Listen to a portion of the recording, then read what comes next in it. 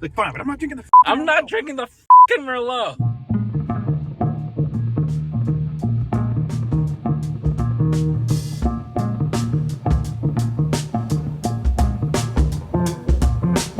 Seriously, every time a new iPhone or Galaxy launches, the same question I get asked is, how's the camera? And should I pay more to go pro? So what if I told you that there is a smartphone that checks all those camera boxes, but is actually priced like a mid-ranger? I'm Jaime Rivera, and let's see what the Pixel 8a can do from the beautiful Solvang, California.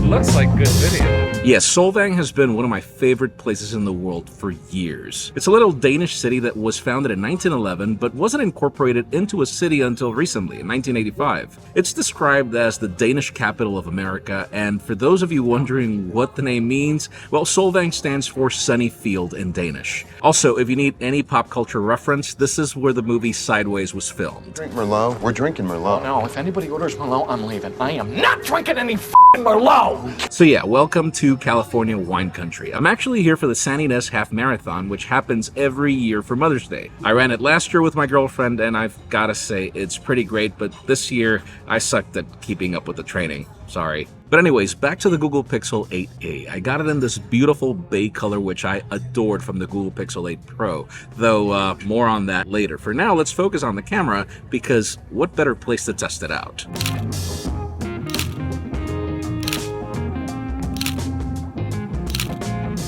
The A in Pixel 8a stands for affordable, which you could kind of say for the $499 price tag. Of course, you could call out that there are many other phones that are mid-rangers and affordable, but this phone kind of stands on a league of its own. Are you recording or are you taking a picture? I'm recording. Oh.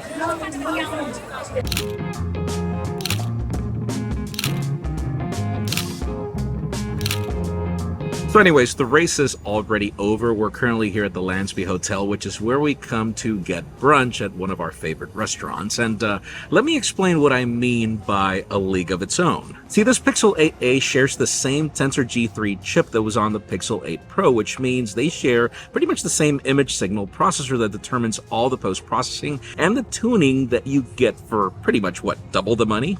Seriously, think about it. How often do you get a flagship chip on a mid-ranger? And sure, there's less RAM here, which means it won't be as fast as the Pixel 8 Pro, and of course, there's less optics.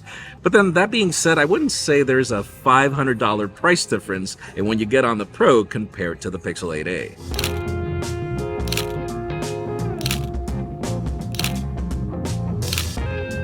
Alright, now that we're finally seated at the restaurant, let's talk about these camera specifications. We have a 64 megapixel primary at f1.9 aperture and a 26mm equivalent. Also, those extra megapixels help with the 2x telephoto crop and super res zoom through AI, though that pretty much maxes out at 8x. Then we have a 13 megapixel ultra wide at 0.5x with f2.2 aperture and 120 degrees of field of view, along with larger microns. Last but not least, a 13 megapixel selfie camera at f2.2 aperture, a 20mm equivalent, and large microns again, so yeah, this phone is pretty well equipped, regardless of its price point.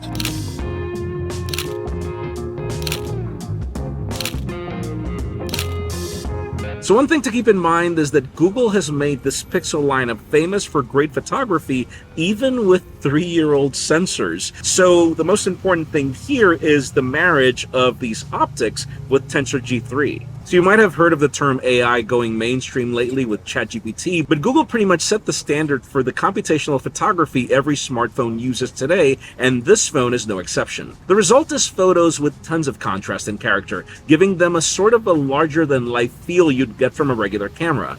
Colors are subtle and pleasing, almost like if this was taken with a larger sensor or one of these ultra smartphones that are famous today.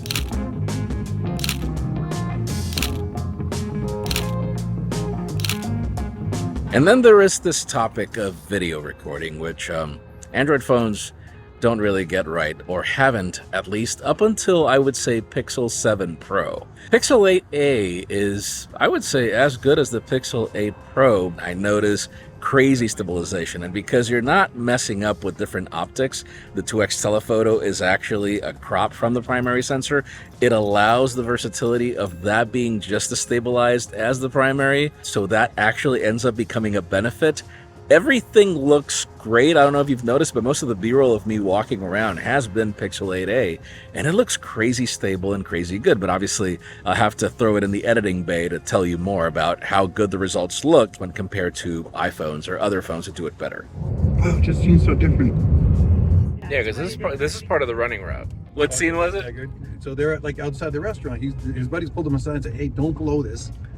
Just behave. Don't forget to take your meds." And he like shakes the medicine can. He's like telling him all the things to do, not to do. Like, fine, but I'm not drinking the. I'm not drinking the fucking Merlot. Remember, Agnes. He's trying to channel his inner woman.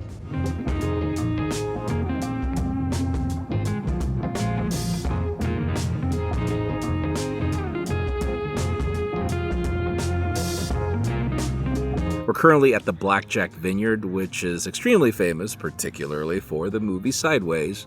This is one of the places they visited in addition to Kalira and Andrew Murray, which I'm not even sure if they actually visited Andrew Murray, but Kalira was with the scene with Sandra Oh.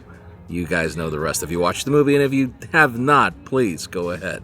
But anyways, let's talk about photography again, because I do think that this whole concept of just great photos is something this Pixel lineup has graduated from and has evolved into something even bigger. And what I mean by that is really how it's evolved into other AI features that really make a Pixel a Pixel.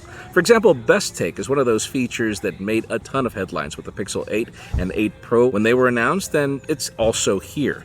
If you've ever been in a situation where there's always that friend that ruins the photo, Best Take will help you switch faces until the shot is just right, and this phone can do that.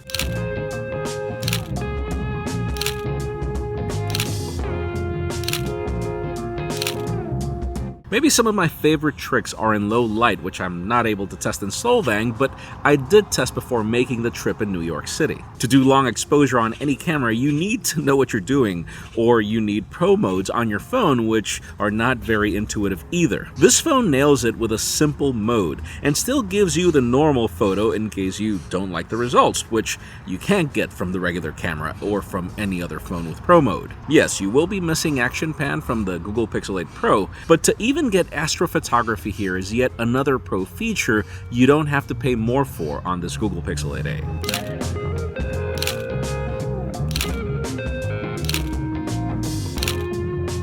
So anyways, this has been it for our camera experience of the Pixel 8a from beautiful Solvang, California.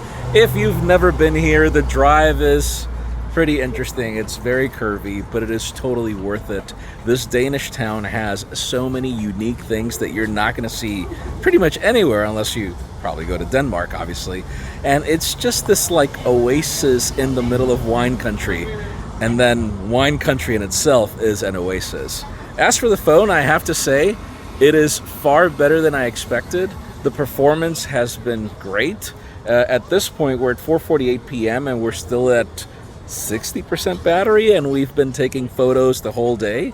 So I'd say this has been great. We started the day leaving LA at 6 in the morning. So I'd say so far, so good. Let me know what you think about this video format in the comments down below. And while you're at it, follow me on social media and subscribe to this channel for more videos like this one. Yes, I know, it's not on the other channel you were expecting. And I'll explain more on that later. For now, please give this video a thumbs up if you like what you saw. I'm Jaime Rivera. Thanks so much for watching. We'll see you on the next one.